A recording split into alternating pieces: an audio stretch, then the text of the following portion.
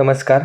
BMS second year अगतंत्र एवं विधिवैद्यक या विषयातील आज आपण विष चिकित्सा या टॉपिकमधील विषाक्ततेचे निदान म्हणजेच डायग्नोसिस ऑफ पॉयझनिंग या टॉपिकच्या नोट्स पाहणार आहोत. हा टॉपिक सिलेबस कॉपीनुसार MCQ, SAQ व LAQ ह्यापैकी तिन्ही प्रकारचे प्रश्न विचारले जाऊ शकतात. तर पाहूयात विषाक्ततेचे निदान म्हणजेच डायग्नोसिस ऑफ पॉयझनिंग.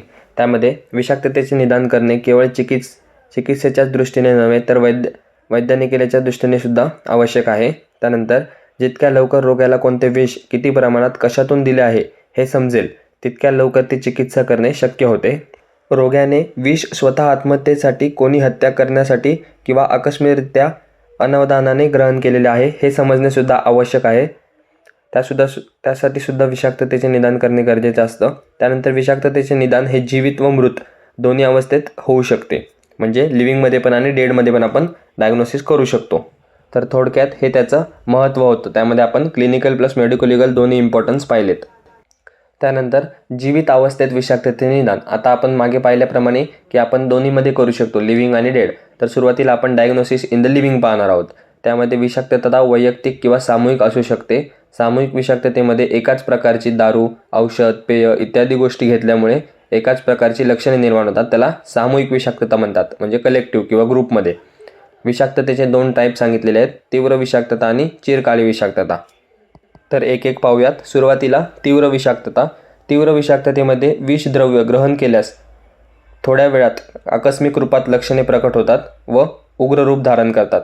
अल्प वेळेत गंभीर स्वरूप धारण करतात, त्यांना तीव्र विषाक्तता असं म्हणतात आणि ज्याची परिणिती ही मृत्यू होतो. आता तुम्हाला सोप्या भाषेत समजण्यासाठी इथे एक रेड पेनमध्ये तुम्ही बघू शकता की अल्प वेळ गंभीर रूप असेल तर तीव्र विषाक्तता आणि अधिक वेळ हळूहळू लक्षण दिसत असतील तर चिरकाळी विषाक्तता. म्हणजे ॲक्यूट आणि क्रोनिकसाठी असं आपण कम्पेअर करू शकतो.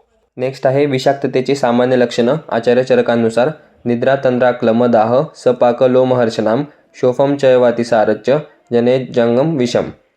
त्यामध्ये जंगम विषाचे सांगितलेत निद्रा, तंद्रा, आकाश, अकारण थकवा, दाह, रोमांच, शोथ आणि अतिसार. आणि स्थावर विषाची लक्षणं आहेत स्थावर तू ज्वर हिक्का दंतहर्ष गलग्रहणम फेनवम्य रुधिरश्वासम मूर्छाश्च जनेद विषम. त्यामध्ये स्थावर विषाचे हिक्का, दंतहर्ष, गलग्रह, फेन, वमन, अरुची, श्वास आणि मूर्छा ही स्थावर विषाच्या विषाक्ततेची लक्षणं आहेत. ही तर झाली सामान्य लक्षणं. नेक्स्ट आपण विशिष्ट लक्षणं पाहूयात. त्यामध्ये रोगाचे विशिष्ट लक्षणं व एक साईडला संभाव्य विषाचे अनुमान दिलेले आहे. म्हणजे कोणत्या लक्षणाने कोणतं विष आहे असं तुम्ही समजू शकता. तर त्यामध्ये आकस्मिक मरण असेल तर potassium cyanide, carbon monoxide, CO2 आणि अमोनिया. त्यानंतर मूर्छा लक्षण दिसत असेल तर अहिफेन आसव, मद, कर्पूर. त्यानंतर मद्य, हृदयावसाद, तीव्र आम्लक्षार, वत्सनाभ, तमालपत्र, नीलांजन. मुख पित्तवर्णता असेल तर अँटीफेब्रिन, प्रलाप, भांग, धतुरा, मद्य, कर्पूर. पक्षाघात, वत्सनाभ, नाग आणि कोनियम. त्यानंतर वमनमध्ये नीलांजन, वत्सनाभ आणि अमोनिया हे विषाचे अनुमान असू शकते. हे सर्व जे आत्ता आपण पाहिलं ते होतं तीव्र विषाक्तता. आता आपण चिरकाली विषाक्तताचे नोट्स पाहूया.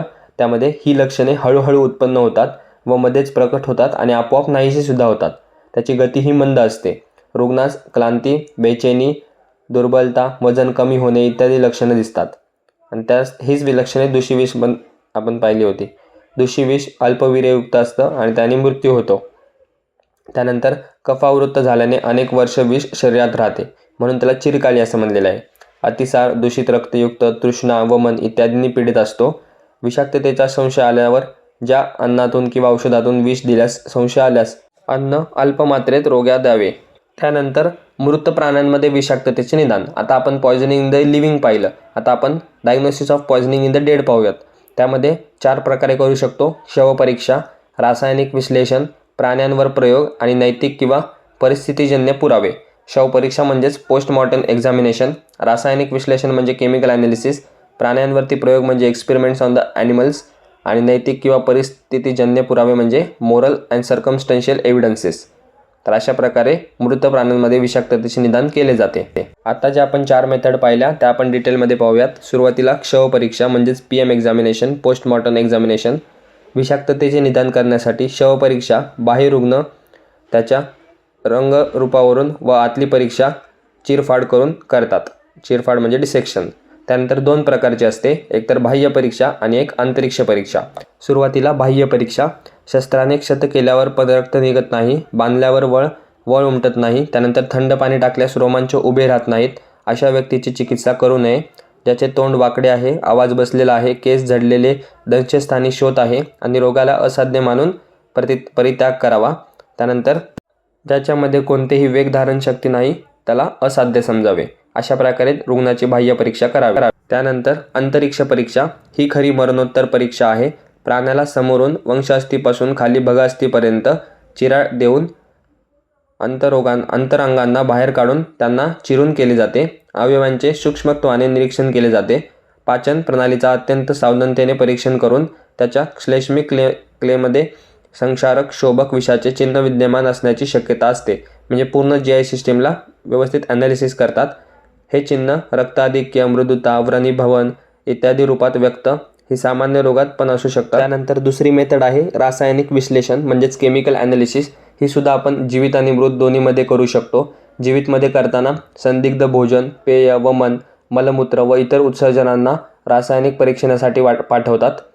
त्यानंतर मृतांमध्ये काय करतात तर आमाशय व आंत्र यातील पदार्थांचं परीक्षण करतात. त्यानंतर यकृत, वृक्क व अंतरांग, त्यानंतर मूत्र, पुरीश आणि त्वचा, केस, नख, अस्थिदंत इत्यादींचं परीक्षण केलं जातं.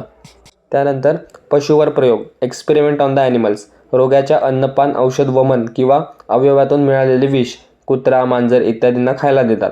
दोघांमधील लक्षणे सामान्य विषाक्ततेच्या शंकेस पुष्टी देते आणि जीवितांवर प्राण्यांवर काही विषाचा परिणाम होत नाही. उदाहरणार्थ कबूतर, त्याच्यावर अफू याचा परिणाम होत नाही आणि सस्यावर बेलाडोना. तर अशा प्रकारे पशूंवरती प्रयोग करून विषाक्ततेचे निदान केले जाते. नेक्स्ट आणि लास्ट पॉईंट आहे नैतिक व परिस्थितीजन्य पुरावे म्हणजेच मोरल एव्हिडन्सेस. घटनास्थळावर जाऊन अन्न, औषध, मद्य, अवशेष, रिकाम्या बाटल्या, रोग्याचे मलमूत्र, वमन ही सामग्री पुढे निदान करण्यास सहाय्यक ठरते. म्हणजे जे क्राईम सीन किंवा स्पॉटच्या ठिकाणचे जे एव्हिडन्सेस आहेत ते निदान परीक्षणासाठी उपयोगी ठरतात. नातेवाईक शवाची विल्हेवाट लावण्यात जास्त उत्सुक असतील तर ही परिस्थिती संदेहात्मक मानावी.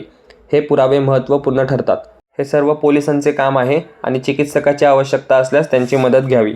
तर ह्या होत्या अगततंत्र एवं विधिवैद्यक या विषयातील विष चिकित्सा या पॉईंटच्या अंडरमधील विषाक्ततेचे निदान या टॉपिकच्या नोट्स.